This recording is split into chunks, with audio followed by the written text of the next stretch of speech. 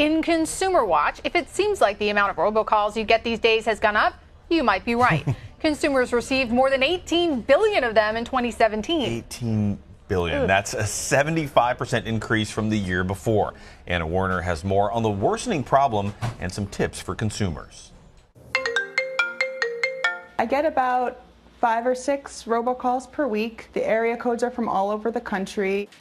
Carol Burko is one of millions of Americans plagued by robocalls daily. I have a baby, and I'm always concerned it could be something about the baby.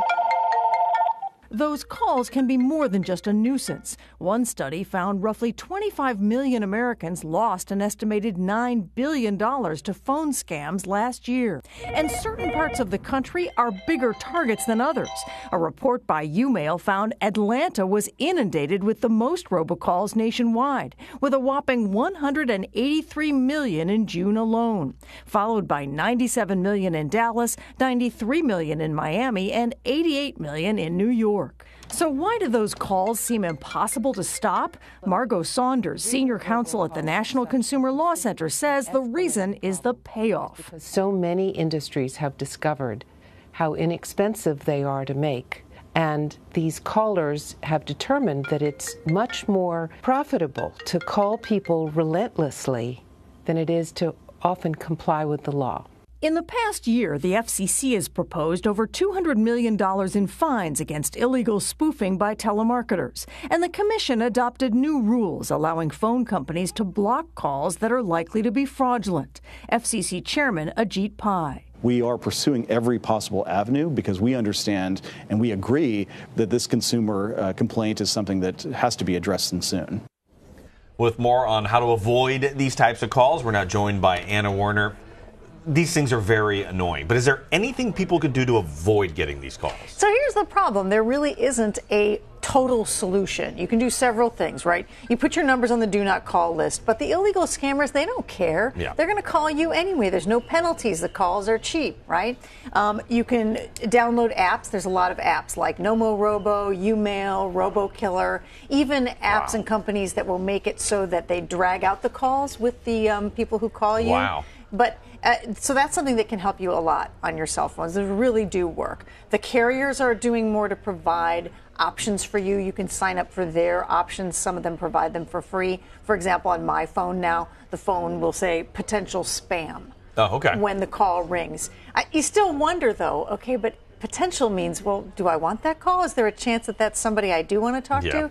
But the bottom line right now is there's nothing you can do to stop them 100%, and that's why people are so annoyed. It is so annoying, and the FCC says they're working on it, but what are the companies doing to protect their customers? So a lot of the major companies will tell you that they have slightly differing offerings. For example, Verizon, where I have my phone, you can sign up for caller ID. It'll give you the names of people that it can identify. Sometimes it'll still say unknown caller. Sometimes it'll still say potential spam. Other companies will tell you that they have better or worse blocking options, but the scammers are always working on the new tricks. So you mentioned, Omar, in the commercial break, you mentioned what they call neighbor spoofing, right? Where the number looks like it could be your neighbor, comes from the same area code, the same first 3 digits, and you think, is somebody calling from my neighborhood? It must be somebody I want to talk to. Needs a cup of sugar. Right.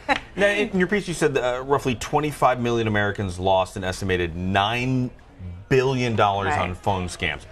If you're one of the people who actually picks up the call and listens to the pitch, what do you need to listen for to make sure what's going to be like, that's a scam? Okay, so like if they say we're from the IRS, and, you know, you owe us money, and we're going to throw you in jail if you don't respond. I've received that call. No.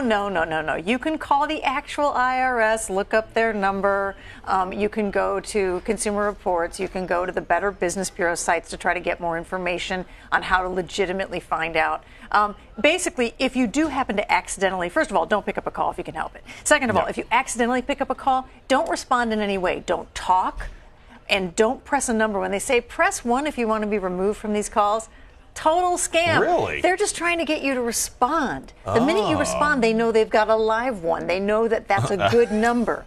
So you do not want to give them any feedback that makes them know, aha, that's a real number. I thought I was helping myself. No, you're not helping yourself. Don't respond at all. Sometimes if I accidentally pick up You hear the thing, I'll just set the phone down, hit the speaker, and let it play itself out, and eventually they'll disconnect. Hopefully that makes them think that my number's no good. I don't know. I guess the only other thing would be to not have a cell phone, and in this day and age, nobody can do that. Nobody's going to do that. Gosh, that's so incredibly annoying, and they keep getting more clever and evolving. Yeah. It's disturbing. And you know what? The calls are cheap. That's the thing. So when you talk to people like Margot Saunders from Consumer Law Center that you saw, what she'll tell you is, look, there's no downside for these illegal scammers. They call you, for example, you said, well, why am I getting calls now in Chinese? So there is a new scam that's targeting people who are in America who speak Chinese or who may be Chinese immigrants or Chinese Americans, and they're basically threatening them and pretending to be the Chinese consulate. Now, why do you, as a non-Chinese speaker, get those calls? Because, as she explains, it's cheap for them. Yeah. They want to hit people who speak Chinese. If they happen to hit you in the process, it doesn't matter to them. 10,000 calls, if they get one, then that's a win for them. All they need is a small percentage to make money. And that's the problem, is there is a serious downside. People do fall for these calls. We all want to think that we're too smart to fall for a scammer. But there's lots of scammers and lots of different ways to scam you. And a lot of people who would tell you that they thought they would never fall for something have fallen for a variety of different types of scams. So let's not be so uppity about saying, I would never fall for a scam, because the next type of scam, maybe not a robocall, might be the one that hits you. Absolutely. We've talked to a lot of people at the Justice Department who have fallen victim to this. Very smart, very worldly people. And Werner, thank you so much for joining us. Facebook